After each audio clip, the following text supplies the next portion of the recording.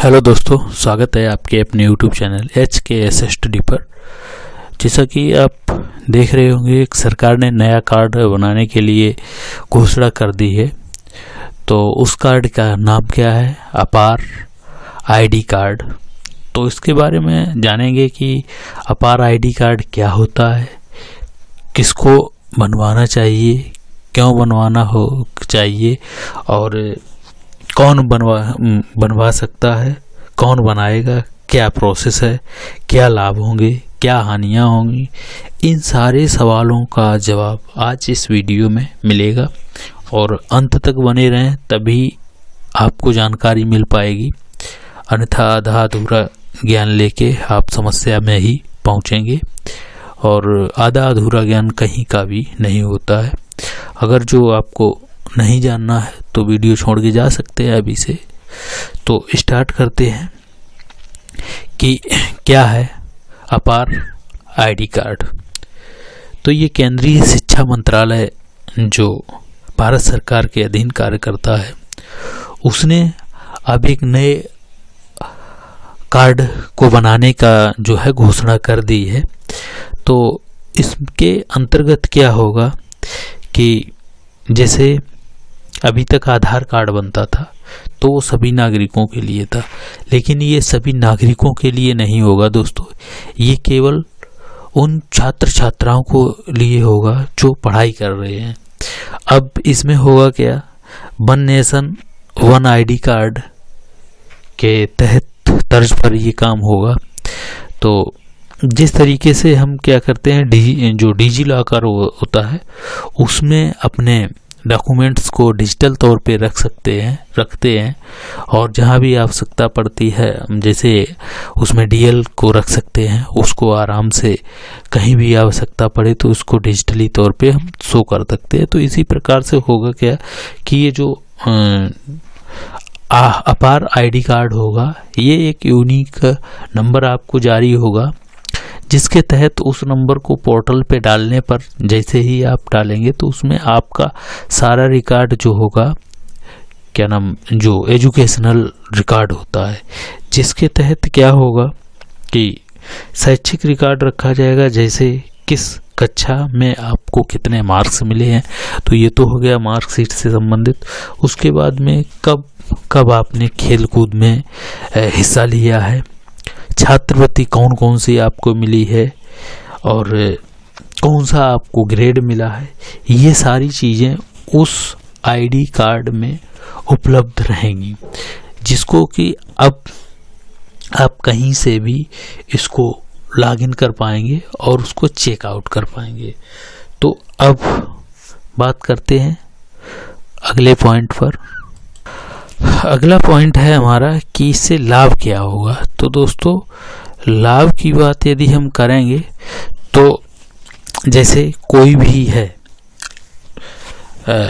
Student जिसके माता पिता माना कि उत्तर प्रदेश के निवासी है और वो यहीं पे रह रहे हैं और पता चले उनका पोस्टिंग हो गया है पंजाब में या दिल्ली में, तो वहाँ पे क्या होगा, अभी तक वहाँ पे एडमिशन लेने के लिए क्या करना होता था, आपको पहले डिस्ट्रिक्ट पे उसको वेरिफिकेशन कराओ जाके, वहाँ से जो भी DISO ऑफिस होता है वहाँ से काउंटर साइन जिसको बोलते थे वो होते थे। उसके पश्चात जाके आपको वहाँ जो ट्रांसफ़र सर्टिफिकेट होता है, TC जिसको बोलते हैं, वो ले जाना होता था। और उसके बावजूद वो ऑफलाइन होता था। तो इसमें कभी कभी कुछ अनलीगल चीज़ें भी हो जाती थी। तो ऐसी स्थिति में दोस्तों क्या है, ये डिजिटल फॉर्म में होगा, पोर्टल पे मर्जी होगी, वो आपको वहाँ से वेरीफाई किया जा सकेगा कि आप को कहाँ पे कौन कौन सी शैक्षिक गतिविधियों में शामिल रहे हैं। उसके बाद में बात करते हैं कि क्या इसमें सभी के लिए कंपलसरी रहेगा। तो दोस्तों बताते चलें कि अभी जो है सभी राज्यों को नोटिस तो दिया जा चुका है, लेकिन सभी के लिए कंपलसरी नहीं है। इसमें माता पिता की सहमति ली जाएगी, जिसके तहत अगर जो, क्योंकि कुछ गार्जियंस जो हैं वो इस चीज़ का विरोध भी कर रहे हैं कि जो भी डाटा या रिकॉर्ड लीक होगा तो उसकी जवाबदेही क्या होगी।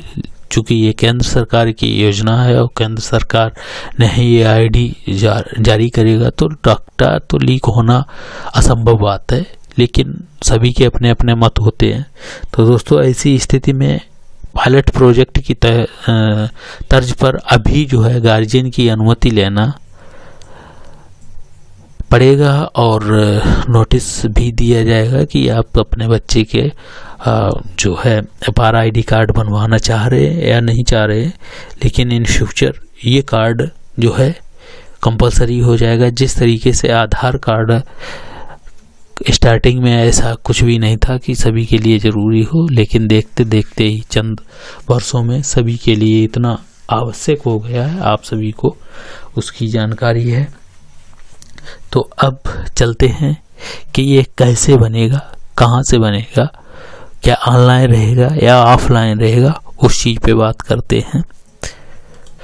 तो दोस्तों अभी पायलट प्रोजेक्ट की तहत कुछ राज्यों में दिया गया है और केवल अभी विद्यालय के द्वारा ही ऑफलाइन बनेगा और चूँकि इसमें ऑनलाइन इसको वेरीफाई किया जाएगा तो दोस्तों बहुत जल्द ही इसके लिए पोर्टल भी तैयार किया जाएगा और पोर्टल तैयार होने के बाद में इसको ऑनलाइन कर दिया जाएगा और किसी संस्था को अवश्य ही दिया जाएगा।